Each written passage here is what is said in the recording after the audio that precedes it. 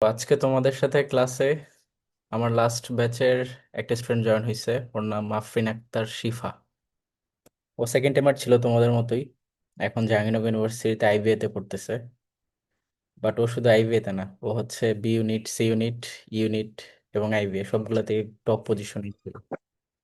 এবং পজিশনগুলো হচ্ছে এমনটা যে ও যে কোনো সাবজেক্ট যেটাই চায়, টপ সাবজেক্ট সেটাই সে পাবে। তো সেকেন্ড টাইম অ্যাকচুয়ালি প্রিপারেশনের মধ্যে সফলতা এটাই, যে তুমি তোমার ডিজায়ারেবল যে সাবজেক্ট যেটা চাও, একটা ইউনিটে পরীক্ষা দিছো, সেখানে টপ সাবজেক্ট যদি তোমার ডিজায়ার থাকে তাহলে তুমি যেন সেটা অ্যাচিভ করতে পারো। তোমার মেরিটটা যেন এরকম হয় যে তুমি হচ্ছে নিজে নিজের সাবজেক্ট চুজ করতে পারবা। এমন না যে ওয়েট করতে হবে বা সাবজেক্ট কোনটা মাইগ্রেট হবে না হবে। সো যারা প্রিপারেশন নিচ্ছ তোমাদেরও গোলটা এরকমই হওয়া উচিত এবং পরিশ্রমটাও এরকমই হওয়া উচিত। সো এনিওয়ে, শিফা তুমি কি আসো? আমার কথা শুনতে পাচ্ছ? জি ভাইয়া, আসসালামু আলাইকুম। হ্যাঁ, ওয়ালাইকুম সালাম, কেমন আছো? এই তো ভাইয়া, আলহামদুলিল্লাহ। আপনি ভালো আছেন? হ্যাঁ হ্যাঁ, ভালো আছি। আচ্ছা, তারপর তোমার বাসার সবাই কেমন আছে, আঙ্কেল আন্টি? এই তো ভাইয়া, আলহামদুলিল্লাহ। আব্বু আম্মু একটু অসুস্থ, বাট আছে, ভালোই আছে। ওকে। সো তুমি হচ্ছে তোমার পরিচয়টা নিজে একবার বলো, তারপর আমি বলবো। কে? আমার নাম আফরিন আক্তার শিফা। আমি বর্তমানে জাহাঙ্গীরনগর ইউনিভার্সিটির আইবিএ তে আছি, এবং আমি সেকেন্ড টাইমার ছিলাম।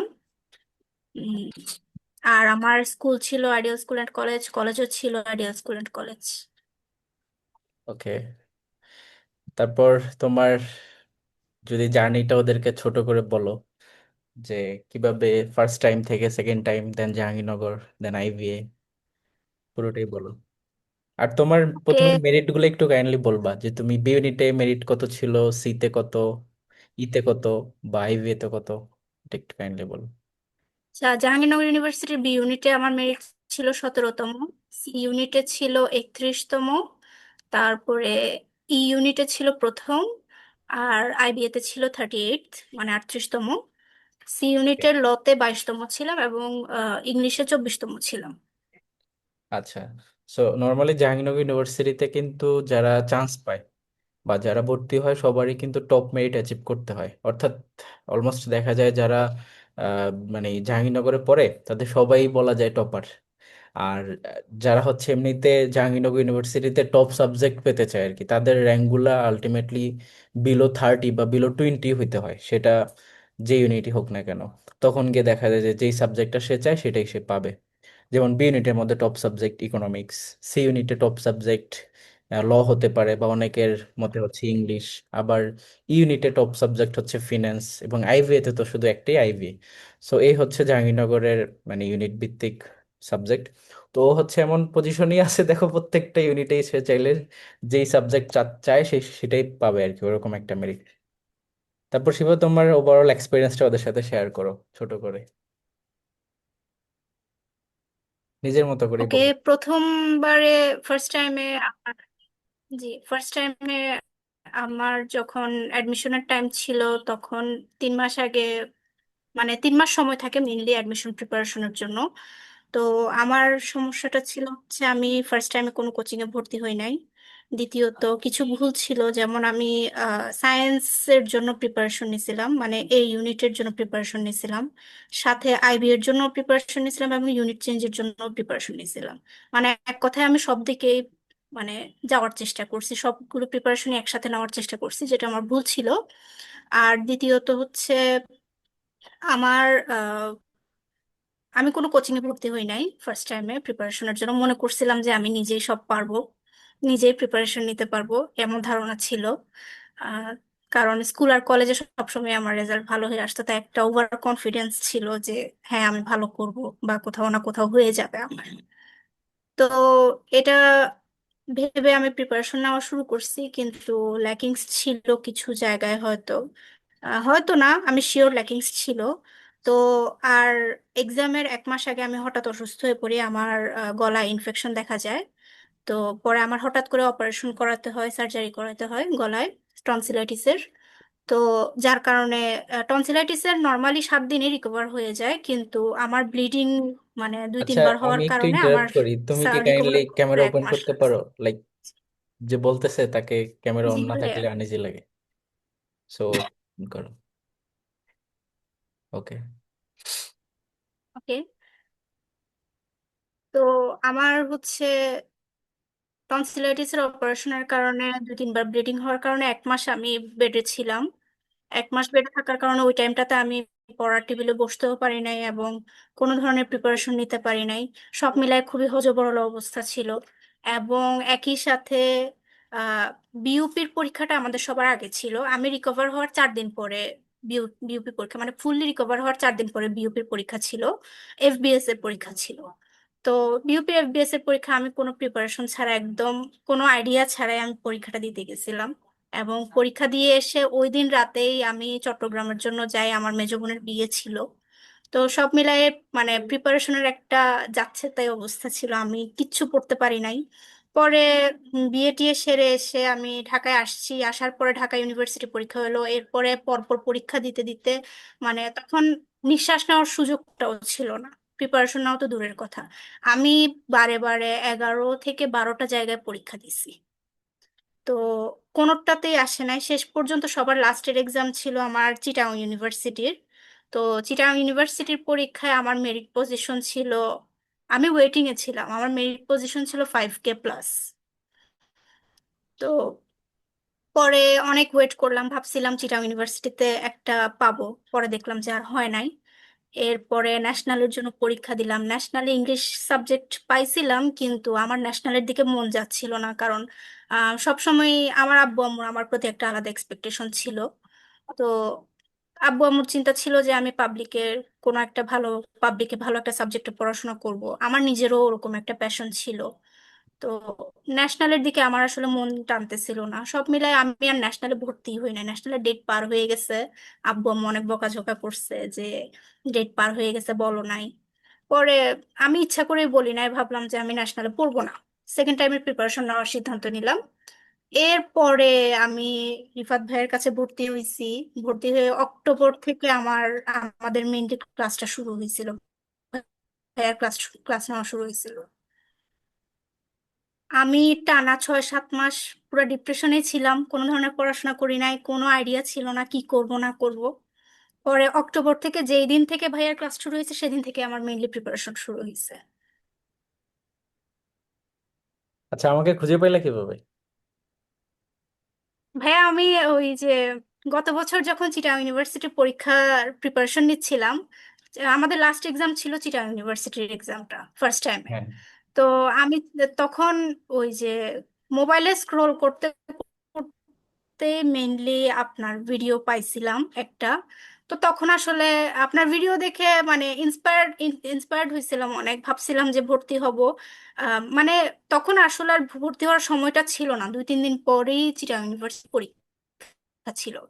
কিন্তু ভিডিও দেখছিলাম, ওটা আমার মাথায় ছিল, সেকেন্ড টাইমে এই জন্য আর কোনো কিছু চিন্তা না করে আমি ভাইয়াকে নক দিছিলাম। ইভেন মানে আমার তখন ট্রাস্ট ইস্যু ছিল, কারণ ফার্স্ট টাইমে আমি একজনের কাছে ভর্তি হয়েছিলাম, নাম না বললাম। তো উনি আসলে মানে পড়ানোর চাইতে মার্কেটিংটা একটু বেশি করছে, যার কারণে ওনার কাছে ভর্তি হয়ে আমার মনে হয়েছে আমার পুরোই লস গেছে, কোনো লাভ হয় নাই। তো সেকেন্ড টাইমে আমার একটা ট্রাস্ট ইস্যু ছিল যে ভালো হবে কিনা। আমি ভাইয়াকে নক দিয়ে বলছিলাম যে আমার একজন ভালো মেন্টর মেন্টর দরকার, আমি কি মানে বিশ্বাস করতে পারবো কিনা। তো ভাইয়া পরে আমাকে মানে আশ্বাস দিল যে হ্যাঁ তুমি বিশ্বাস করতে পারবে। আমি পরে কোনো কিছু চিন্তা না করে ভর্তি হয়ে গেছি। ওকে। আচ্ছা, তার মানে আমি হচ্ছে তোমার ফার্স্ট টাইম শেষ সময় গিয়ে তোমার সামনে আসছি। ইউজুয়ালি এরকমই হয়, ফার্স্ট টাইম জি ভাইয়া। স্টুডেন্টদের সবার শেষে গিয়ে আমাকে রিচ করে, আর সেকেন্ড টাইম সবার শুরুতে আবার তারা ভর্তি হয়ে যায় যারা জানে আর কি। এটা হয়। এনিওয়ে, তারপর তোমার প্রিপারেশন কিভাবে নিলা? দেন দেন জাহাঙ্গীরনগর, তুমি তো আই গেস জাহাঙ্গীরনগরই পরীক্ষা দিয়ে স্টপ করে দিছো। আমি তোমাকে বলছিলাম যে সামনে আরো হ্যাঁ কয়েকটা ওখানে স্টপ করে ইউনিভার্সিটিতেও দিছি। পরীক্ষা দাও, কয়েকটা জায়গায় টপ মেরিট গুলো আসুক, আমার মার্কেটিং এর জন্য কাজে লাগবে। বাট তুমি আর মেবি দাও নাই, জাহাঙ্গীরনগর হয়ে যাওয়ার পরে আর দাও নাই। এনিওয়ে, সো হ্যাঁ প্রিপারেশন আর টাইম কোথাও দিই নাই। প্লাস অ্যাডমিশন এক্সাম এবং নিজে চান্স টপ করার পরে নিজের অনুভূতি সবকিছু বলো। আমার যখন অক্টোবর থেকে ক্লাস শুরু হয়েছে, যেদিন থেকে ক্লাস শুরু হয়েছে ওই দিন থেকে মাইন্ড সেট আপ ছিল যে রেগুলার পর রেগুলার কমপ্লিট করব, এরকম একটা মাইন্ড সেট আপ ছিল। তো ভাইয়ার যেদিন থেকে ক্লাস শুরু হয়েছে ওই দিনই আমি মানে প্রথম জানতে পারছি যে লিটারেচার বলতে কিছু একটা আছে অ্যাডমিশন প্রিপারেশনে। আমি জানতাম না আগে যে বাংলা ইংলিশের লিটারেচার পড়তে হয়। তারপরে হচ্ছে মানে ইংলিশে জাহাঙ্গীরনগর থেকে ইংলিশ ফর টুডে বই থেকে কোনো কোয়েশ্চেন আসে না, এসব বিষয়ে আমার কোনো আইডিয়াই ছিল না। তো ওই দিন প্রথমবারই ভাইয়া প্রথম দিনই সব বিষয়ে গাইডলাইন দিছে এবং সবকিছু ভালো মতো ক্লিয়ার হয়ে নিছি। এরপর থেকে প্রিপারেশন শুরু হয়েছে। আর আমি সত্যি বলতে পড়াশোনা করার অত সময় পাই নাই। আমি টিউশন করতাম, এটা ভাইয়া জানতেন যে আমি তখন প্রায় 3-4টা টিউশন করতাম। তো টিউশন আমি আমি তেমন আর্লি রাইজারও না যে সকাল সকাল 7টা বাজে উঠে পড়তে বসবো, এমন ছিলাম না আমি। তো রাত্রেবেলা আমি সারা সকালবেলা 9টা বাজে উঠতাম, উঠে কোনো রকম 2 ঘন্টা আমি পার করতাম কোনো রকম পড়ার মধ্যে। 2 ঘন্টা পড়ে এরপরে আবার ঘুমায় যাইতাম, এরপরে উঠে টিউশন করতাম। টিউশন থেকে বাসায় এসে 6টা বাজে এসে 7টা বাজে পড়তে বসতাম, রাত 2টা 3টা পর্যন্ত পড়তাম। আমার স্কেজিউল এরকম ছিল। তো যা পড়তাম, যেদিন পড়তাম, যতক্ষণই পড়ি না কেন 10-15 ঘন্টা আসলে আমার পড়া লাগে না কখনো। অনেকেই আছে 10-15 ঘন্টা সময় দেয় অ্যাডমিশন প্রিপারেশনের সময়, কিন্তু আমার এত সময় দেওয়া লাগে না, আমার জন্য 6-7 ঘন্টাই এনাফ ছিল। তো আমি করতাম কি ভাইয়া, যেদিন যেটা পড়াইতো, যে টপিকটা পড়াইতো, ওটা ক্লাস করানোর সময় মনোযোগ দিয়ে শুনতাম, নোট ডাউন করে নিতাম। দেন ওই বিষয়টার রেফারেন্স বুক যেগুলো ছিল, যেমন ইউনিক ডাইজেস্ট, তারপরে হচ্ছে আরো অনেক বই আছে, অভিযাত্রী, সবগুলো রেফারেন্স বই থেকে আমি রেফারেন্স কালেক্ট করে করে বিভিন্ন ধরনের ডেটা কালেক্ট করে করে ওগুলো নোট ডাউন করে রাখতাম।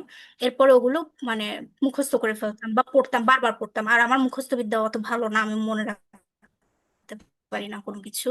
তো বারবার পড়লে যেটা মেইন হেল্প হয়েছে আমার, যে আমি রেগুলার ক্লাস করতাম, কোনো ক্লাস আমি গ্যাপ দিই না কখনো। এটা ভাইয়া জানে, আমি আসলে কোনোদিনই অ্যাবসেন্ট থাকি না ক্লাসে।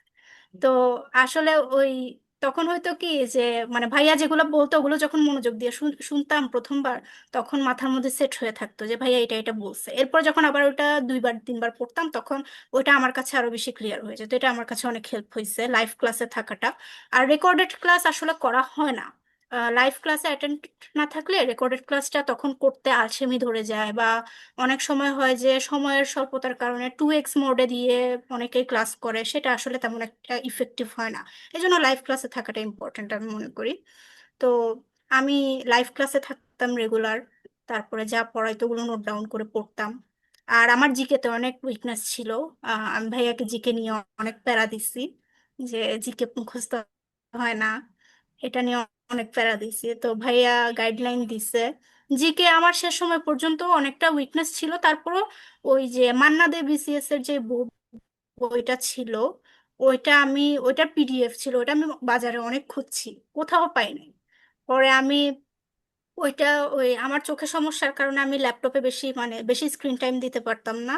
তো আমি ওটা বাসায় প্রিন্টার ছিল, প্রিন্টার থেকে পিডিএফ ডাউনলোড প্রিন্ট করে করে আমি প্রতিদিন 20 পেজ, মানে টার্গেট থাকতো যে আমি একদিনে 20 পেজ কমপ্লিট করব, এরকম একটা টার্গেট থাকতো।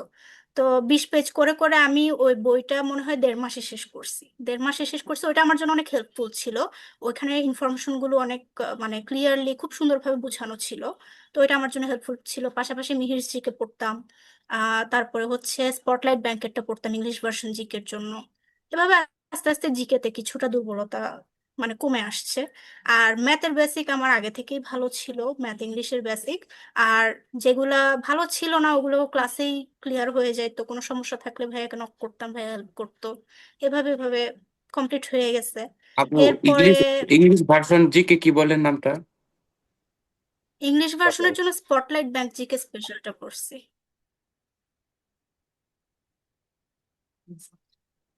এটা ভাইয়াই সাজেস্ট করছিল, এটা লাস্টের দিকে সাজেস্ট করছিল, বিইউপির জন্য এটা মূলত লাগে। আর জাহাঙ্গীরনগরে যে ইংলিশ ভার্সনের কোয়েশ্চেন গুলো আসে ওগুলো আসলে মানে না বুঝার মতো না, ওগুলো বেসিক ইংলিশই আসে আসলে। ওগুলা যে কেউ বুঝতে পারবে পড়লে, কোয়েশ্চেন গুলো এতটাও কঠিন না। আচ্ছা, ম্যাথের জন্য কোনটা পড়ছো? ভার্সিটি ম্যাথ সলিউশন এটা? ম্যাথের জন্য আমি ম্যাথ সলিউশনটা পড়ছি, ম্যাথ সলিউশন এটা ফুল বাজারে প্র্যাকটিস এখন করছি। মানে খুঁজে পাওয়া যায় না। হ্যাঁ, ওটা খুঁজে পাওয়া যায় না, ওটা অ্যাডমিশনের ঠিক 1 মাস আগে বা 1.5 মাস আগে অ্যাভেলেবল হয় এবং খুব তাড়াতাড়ি স্টক আউট হয়ে যায় ওটা। তো ওটা তাহলে এখন কি শুধু বাংলায় ক্লাস করলেই মার্কেটে হবে না আসার সাথে বইটা? সাথে কিনে ফেলতে হয় আর কি। ম্যাথ সলিউশন এখন আর মেবি পাবলিশও হবে না, কেননা ওইটা কয়েকটা স্টক ছিল অনলাইনে ওই যে রকমারিতে, ওই জন্য আমি তখন বলতাম ওদেরকে কিনে ফেলার জন্য। বাট এই এখন রকম হচ্ছে, যেটা দেখাইছে ওটা হচ্ছে, হ্যাঁ, বাট আপনি যেটা বলছেন সেটা না, কপি হয়তো। হ্যাঁ আমি বলি ম্যাথ সলিউশন এখন যেটা পাবলিকেশনে আমি যেটা ওদেরকে সাজেস্ট করছিলাম ওইটা মেবি এখন বন্ধ হয়ে গেছে, ওইটার স্টকও শেষ। তোমরা এখন যেহেতু বই নাই, তার মানে তোমরা ভার্সিটি ম্যাথ জয়কুলিটটা ফলো করবা, আর ম্যাথ সলিউশন থেকে আমি যে ক্লাস নিচ্ছি না সেটা রেফারেন্স ম্যাথ সলিউশন, তো এটা আমার ক্লাসের মধ্যেই হয়ে যাচ্ছে পুরোপুরি। সো এটা তোমাদের প্রবলেম হবে না, ঠিক আছে। আর এমনিতে তোমাদের গ্রুপে, এলিট ব্যাচের গ্রুপে শুরুতেই দেখবা যে বুক লিস্ট দেওয়া আছে, যেমন ও একটু আগে মান্নাদের একটা বইয়ের কথা বললো না, ওইটাও বাজারে অ্যাভেলেবেল নাই, সেটাও তোমাদেরকে পিডিএফ পড়তে হবে। এই প্রত্যেকটা বইয়ের পিডিএফ আছে। আমি তোমাদেরকে বুক লিস্টের আরেকটা গ্রুপ আছে তোমাদের, এই যে কমিউনিটি গ্রুপটা যখন শুরু করব না, তখন হচ্ছে প্রত্যেকটা আলাদা আলাদা এক্সট্রা যে বইগুলো আছে সেগুলো আমি তোমাদেরকে দিব। তো ওইটা তখন তোমরা ওইখান থেকে পাবা। তোমাদের এলিট ব্যাচে মেবি এখনো আমি কোনো বই প্রোভাইড করি নাই। এটার কারণ হচ্ছে তোমরা মেইনলি এখন স্লাইড পড়তেছো প্রত্যেকটা, যেমন আমি ক্লাস নিচ্ছি সেটার সাথে। আর মেইন যে এক্সট্রা যে বইগুলো যেমন ডাইজেস্ট, তারপরে তোমার এই মান্নাদের বই, এগুলো, তারপরে বোর্ড বই আছে কিছু দাগানো কপি, যেগুলো যে ওর জন্য লাগে, ওই প্রত্যেকটা জিনিস আলাদা একটা কমিউনিটি গ্রুপের মধ্যে তোমাদেরকে দেওয়া হবে, সেখানে তোমরা পাবা আর কি। এখন বলো শিফা, বলো। হার্ড কপি গুলো কিনে ফেলার চেষ্টা করছি, বইয়ের মধ্যে যেগুলো হার্ড কপি না, লিখছেন আমি ওগুলো। আমি যেগুলো এক্সট্রা বই সেগুলো দিব, সেগুলো তোমরা হার্ড কপি অ্যাভেলেবেল পাবা না, আর যদি পাও দিন শেষে আমারগুলো তো দাগানো থাকে, তো ওইটাই ফলো করা লাগবে। তো তার চেয়ে বরং আমি যখন দিব তখন তোমরা ওর মতো প্রিন্ট করে নিতে পারো, আদারওয়াইজ পিডিএফ পড়তে হবে। তো ওইটাতে কিছু করার নেই, ঠিক আছে। ওই বইগুলো ভালো, এই জন্য অল্টারনেটিভ নাই, তো কিছু করার নাই। নতুন আপডেট বই থেকে ভালো করতে গেলে ওই বইগুলো একবার জাস্ট পড়ে নিলে হয়, এমন না যে ওই বই তুমি বারবার পড়বা, একবার কমপ্লিট করলেই তোমার বেসিক্স হয়ে যাবে, ভালো করবা তখন। আচ্ছা তারপর বলো। তো তারপরে জাহাঙ্গীরনগরের পরীক্ষা, সি ইউনিটের পরীক্ষা ছিল আমাদের প্রথম দিন। ডিসেম্বরের মনে হয় 21 তারিখে ছিল পরীক্ষাটা। তো প্রথম দিন সি ইউনিটের পরীক্ষাটা ছিল, পরীক্ষার হলে গিয়ে উম, বাংলা পারলাম। তারপরে হচ্ছে আহ, ইংলিশও, ইংলিশ কোয়েশ্চেনটা আমাদের ব্যাচে অনেক হার্ড হয়েছিল। তো ইংলিশ কোয়েশ্চেনটা দেখে বাকিগুলো ছিল মোটামুটি মানে অ্যাভারেজ লেভেলের ছিল, মিডিয়াম লেভেলের ছিল, স্ট্যান্ডার্ড ছিল কোয়েশ্চেন। তো আমি ওই দিন পরীক্ষার হল থেকে বের হয়ে ভাইয়াকে মেসেজ দিয়ে বলছিলাম যে আমার মনে হয় হবে না সিইউ, মানে আমার মানে তখন মনে হচ্ছিল যে হবে না। এবং আমি তখনই খুব মানে ডিপ্রেসড হয়ে গেছিলাম যে প্রথম পরীক্ষাটা এরকম হয়ে গেল, বাকিগুলো কি আমি হবে। আমি আমি তো তো ভাইয়া সিউনিটের অনেক দিন ছিলাম না, তাই না? আমি হ্যাঁ, বিট সি দিয়ে ইউনিটের দিন ছিলেন না। বিটে আসছিলাম। তো পরে আমি আহ, মানে সি ইউনিটে যে হবে না এটা আমি প্রায় 70% শিওর হয়ে গেছিলাম যে আমার সি ইউনিটে হবে না, মনে হচ্ছিল হবে না। এখন আমার মনে হচ্ছিল যে কোয়েশ্চেন আমার জন্য হার্ড হয়েছে, বাকিদের জন্য ইজি হয়েছে, এই জন্য আমার মনে হচ্ছিল আমার হবে না। তো আমি বাসায় এসে অনেক কান্নাকাটি করছি। পরে ভাইয়া অনেক মানে সাহস দিল যে বি ইউনিটের জন্য প্রিপারেশন নাও।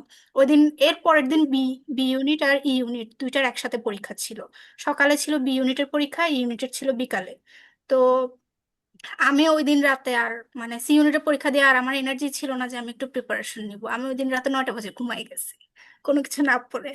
পরে পরের দিন বি ইউনিটের পরীক্ষা দিলাম সকালবেলা। খুব ভালো পরীক্ষা দিছি আমি, মানে আমার মনে হচ্ছিল অনেক ভালো পরীক্ষা দিছি। ম্যাথের 20টার মধ্যে আমি 18টায় একদম শিওর হয়ে দাগাইছি। তারপরে হচ্ছে ইংলিশ কোয়েশ্চেনও অনেক ভালো ছিল। জিকেটা একটু আনকমন পড়ছিল, জিকে আমি কোনো পরীক্ষায় তেমন কমন পাই নাই।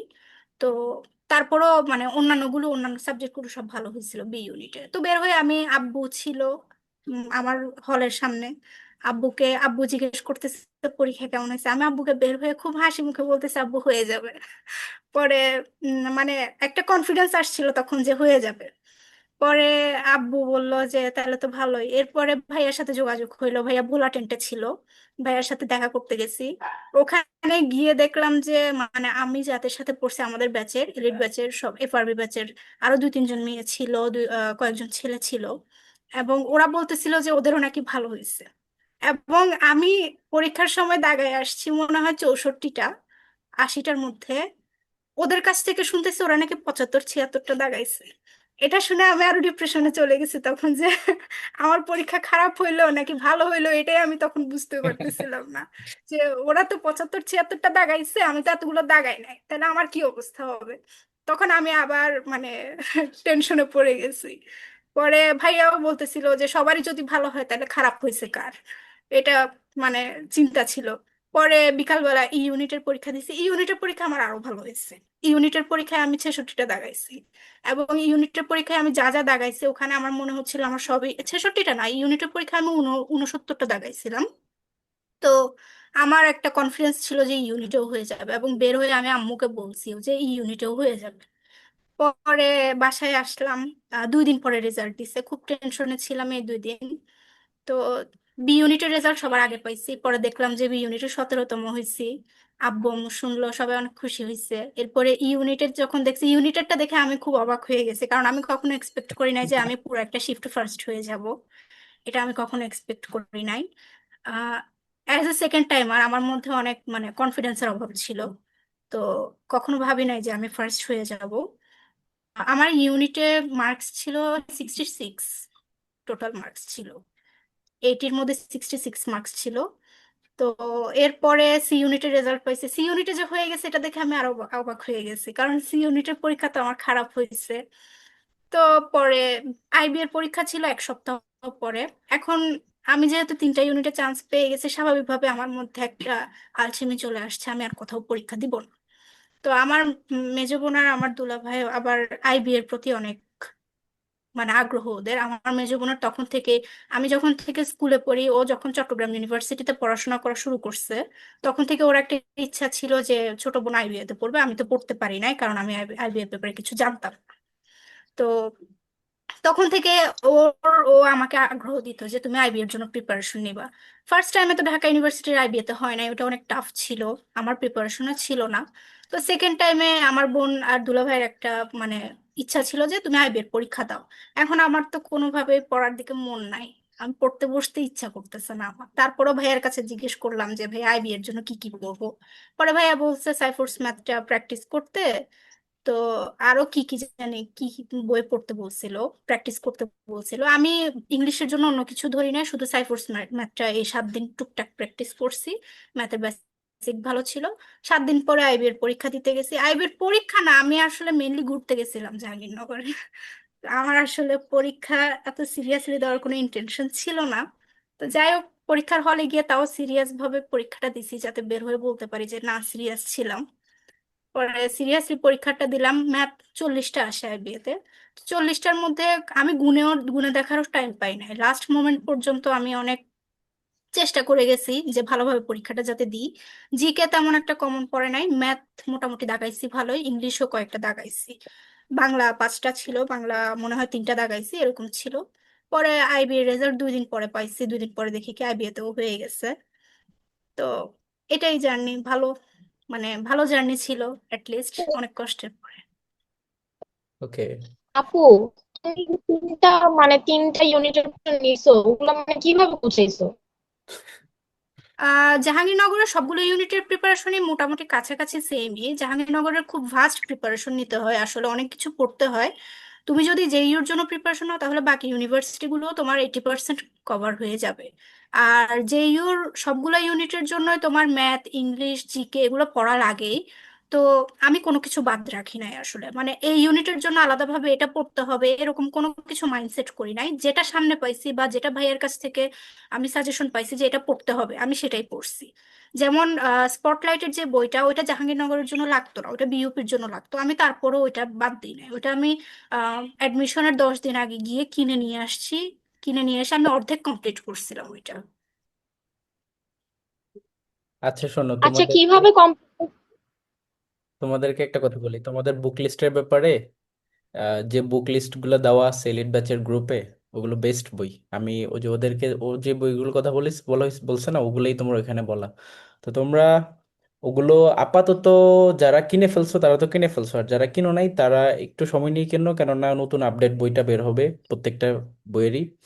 আর হলো যে তোমরা এমনিতেও তো ফার্স্ট টাইম যখন প্রিপারেশন নিচ্ছ তোমাদের কাছে কিছু বই ছিল। তো নর্মালি বই হচ্ছে এই জন্য কিছুদিন পরে নিতে হয়। তো এখন তো ধরো জুলাইতে এসএসসি এক্সাম হবে ফার্স্ট টাইমারদের, এবার তোমাদের সাথে যারা দিবে। তো যদি জুলাইতে এক্সাম হয় তো জুলাইয়ের মধ্যেই সব বই আই গেস পেয়ে যাবে তোমরা। তো ওই লিস্ট অনুযায়ী তোমরা তখন নতুন বইগুলো কিনে নিবা। এখন আবার কেউ বেশি ইন্টারেস্টেড হয়ে মানে পুরাতন বই কিনে আবার সেটা পড়া শুরু করো না, যেটা আছে এক্সিস্টিং বই ওইটাই পড়বা, পরবর্তীতে নতুন বইগুলো আসলে তখন কিনবা আর কি। ঠিক আছে, এবার বলো আর কারো কোনো কোশ্চেন থাকলে। ভাইয়া ইংলিশ তো মাস্টার পড়লেই হয়ে যাবে না? হ্যাঁ, তবে এখানে ইংলিশের মধ্যে তো অনেকগুলো জিনিস আছে। তুমি যদি বলো যে মানে এমনিতে মেইন বই তাহলে মাস্টার, বাট এর পাশাপাশি ধরো ভোক্যাবের জন্য হচ্ছে কম্পিটিটিভ এক্সামস ভোকাবুলারি। আর যদি বলো জি যে ভাই, হ্যাঁ, এটাই শুনছি। কম্পিটিটিভ এক্সাম ভোকাবুলারিটা কিভাবে পড়বো? জি ভাই, এটা আপনি বলছিলেন দেখি অর্ডার ভোকেব দিছিলাম। মেইনলি হচ্ছে তোমার কিভাবে পড়তে হয় সেটার তো অনেক লেন্দি কথাবার্তা, বাট তারপরে ছোট করে বলি যে রিলেভেন্স বুঝতে হবে, যে তোমার অ্যাডমিশন টেস্টে ভালো করতে হবে। সো অ্যাডমিশন টেস্টে ভালো করার জন্য সবার ফার্স্টে শুরু করা উচিত প্রিভিয়াস ইয়ারের কোশ্চেন দিয়ে, সেখানেই বিসিএস এবং অ্যাডমিশন টেস্ট এগুলো শেষ করবা। অ্যান্ড এর পাশাপাশি তোমার যদি টার্গেট আরেকটু ভালো হয়, যেমন আইবে ক্র্যাক করতে চাও, তাহলে তোমাকে ওই যে ব্যারন্সের, তারপরে আদার্স যেগুলো আছে হাই ফ্রিকোয়েন্সি ওয়ার্ড সেগুলো, বা word smart one, part 1 part 2 এগুলো তো একটু একটু করে তুমি শুরু করবা। প্রতিদিন ধরো 20টা বা 40টা করে নিয়ে তারপর এভাবে এভাবে করে কমপ্লিট করবা। আর আইভে টার্গেট হলে তখন তিনটা জিনিস বেশি ইম্পর্টেন্ট: সিনোনিম, অ্যান্টোনিম আর অ্যানালজি। আর এমনিতে যদি আইভে না হয়, ইন জেনারেল যে ইউনিটগুলো হয়, তখন তোমার জন্য ইম্পর্টেন্ট হচ্ছে সবগুলাই, অর্থাৎ সিনোনিম, অ্যান্টোনিম, তারপর অ্যানালজি, তারপর foreign phrase, idioms, one word substitution, spelling, everything সবকিছুই পড়তে হয়। বাট সেই ক্ষেত্রে এত অ্যাডভান্স টপিক পড়তে হবে না, তোমরা প্রিভিয়াস ইয়ার কোশ্চেনগুলোই সবার আগে পড়বা, এরপরে অ্যাডভান্স গুলো তখন ওই বই থেকে পড়তে হবে আর কি। তো এনিওয়ে আর ওইটা মাস্টার তোমাদেরকে, শেষ করে এগুলো ধরবো? হ্যাঁ এখন মাস্টার থেকেও পড়তে পারো, এবং কি কম্পিটিটিভ এক্সাম ভোকাবুলারি সেই বইয়ের মধ্যেও প্রিভিয়াস ইয়ারের কোশ্চেন সবই দেওয়া আছে। তুমি যে বই থেকেই পড়ো না কেন, সবার ফার্স্টে রিলেভেন্স বুঝতে হবে, এই জন্য কোশ্চেন ব্যাংক অনুযায়ী প্রিভিয়াস ইয়ারের কোশ্চেন গুলো পড়বা, প্রিভিয়াস ইয়ারের যত আছে তত। জিকে নিয়ে একটা কোশ্চেন ছিল। হ্যাঁ, কি কোশ্চেন বলো। হ্যাঁ, জিকে লেকচার প্ল্যানিং এ ওই যে দিছিলেন অর্থনীতি, লোক প্রশাসন, ভূগোল, এগুলো আসলে এই টপিক গুলো না জিকে বই খুঁজে পাচ্ছি না। ও আচ্ছা, এটা তো সাবজেক্টিভ জিকে, এটা তো তোমাদের ইংলিশ ভার্সন জিকে ক্লাস শেষ হলে তারপর শুরু হবে, সেখানে আমি ইকোনমিক্সের উপর আলাদা করে পড়াবো, আবার যেমন ধরো জিওগ্রাফির উপর আলাদাভাবে পড়াবো, হিস্ট্রি পড়াবো, জার্নালিজম পড়াবো, ওগুলো আলাদা আলাদা ম্যাটেরিয়ালস থাকবে, আলাদা আলাদা ক্লাস হবে। ওইটা জেইউর জন্য তাহলে ইম্পর্টেন্ট। ভাইয়া জিকে এখন শুধু ক্লাস করলেই হবে, মানে বই থেকে কিছু পড়বো না? আল্লাহ, যখন আমি ক্লাস করাচ্ছি ক্লাসের মধ্যে তো স্পেসিফিক কোনো না কোনো একটা টপিক পড়াচ্ছি, তোমার কাছে যে রেফারেন্স আছে সেই টপিক ইন্ডেক্স থেকে বের করে তারপর তুমি পড়বা। ঠিক আছে। আচ্ছা ঠিক আছে। হ্যাঁ। আচ্ছা, শিফার কাছে আর কারো কোনো কোশ্চেন আছে? ওকে, তাহলে হচ্ছে শিবা, তুমি আমাকে আহ, এটা বলো যে তোমার জাহাঙ্গীরনগরে এমনিতে এক্সাম দিতে গিয়ে তোমার কাছে কেমন মনে হয়েছে, লাইক আমাদের ব্যাচ থেকে বা আমাদের যে কন্টেন্ট ছিল সেগুলো থেকে কেমন কমন ছিল? এটা তো সবাই জিজ্ঞেস করে যে ভাইয়া কমন পড়বে কিনা, কেমন কমন ছিল, এটা একটু বলো তো।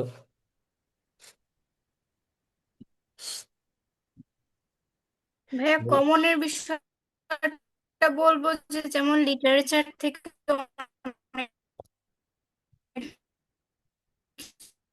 আচ্ছা, তোমার কথা অনেক কেটে কেটে কিছু আসছে। কমন আসে। তুমি হচ্ছে কাইন্ডলি তোমার ভিডিওটা অফ করে দাও, তোমার কথা অনেক কেটে কেটে আসতেছে, মেবি ভিডিওর কারণে এরকম হচ্ছে। আচ্ছা, এখন ঠিক আছে ভাইয়া? হ্যাঁ হ্যাঁ, এখন ঠিক আছে, বলো। তো কমনের বিষয়ে লিটারেচারটা বলবো, লিটারেচার কমন আসে। আর হচ্ছে ইংলিশ গ্রামার যে রুলস গুলো আপনি পড়ান, ওই রুলস গুলো থেকেও কমন আসে। আর জিকে আমি তেমন একটা কমন পাই নাই, তারপরও মানে জিকে এত কিছু পড়ছি কিন্তু তেমন একটা কমন পাই নাই আমি। জিকে কেমন জানি আনকমনই লাগছে আমার কাছে। ওকে। আর ম্যাথ আপনি যে টাইপগুলো করাইছেন ওখান থেকে আমি 20টাই কমন পাইছি, এরকম। আইকিউ। আইকিউ কমন পাইছি ভাইয়া, মানে যে টাইপগুলো করাইছেন সবগুলো থেকেই কমন। আচ্ছা, জিকে ইউজুয়ালি হয় কি, জাহাঙ্গীরনগরের জন্য জিকে অনেক অ্যাপ্রোচে পড়তে হয়, অনেক হলিস্টিক অ্যাপ্রোচে পড়তে হয়, বাট তারপরেও জিকের কোশ্চেনগুলো এমন ভাবে থাকবে যে তোমার কাছে কমন কি কমন না এটাই বুঝবা না। দেখা গেছে কিছু পারবা কিছু পারবা না, বাট এই নিয়েই সবাই চান্স পায়। আমার বেলায় যদি বলি, আমিও জিকের সময় এমন এমন কিছু উইয়ার্ড টপিক থেকে কোশ্চেন দেখছি, যেগুলো আসলে যে মানে কেন পড়বো সেটারই রিজন খুঁজে পাই না, বাট তারপরে কোশ্চেন ছিল।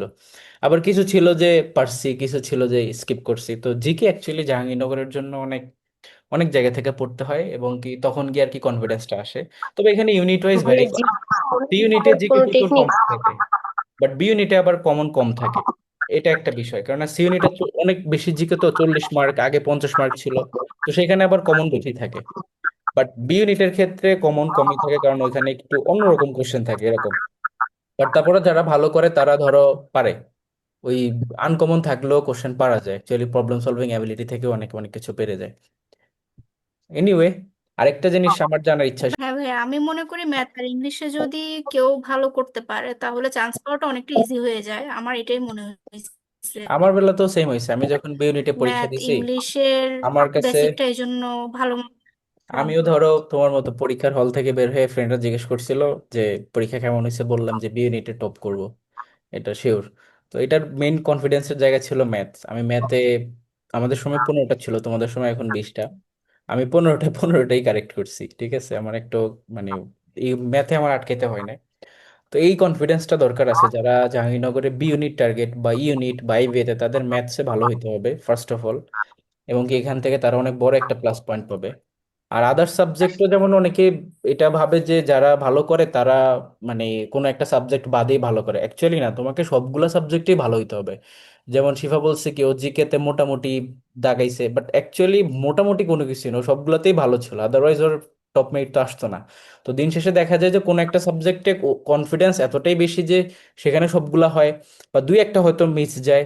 বাট যদি তুমি ভালোর ক্যাটাগরি ডিসাইড করো, তাহলে সেটা ডিসাইড হবে অ্যাকচুয়ালি তুমি অ্যাবভ 60% মার্ক করতে পারছো কিনা, বা 50%-এর উপরে রিচ করতে পারতেছো কিনা জাহাঙ্গীরনগরের ক্ষেত্রে।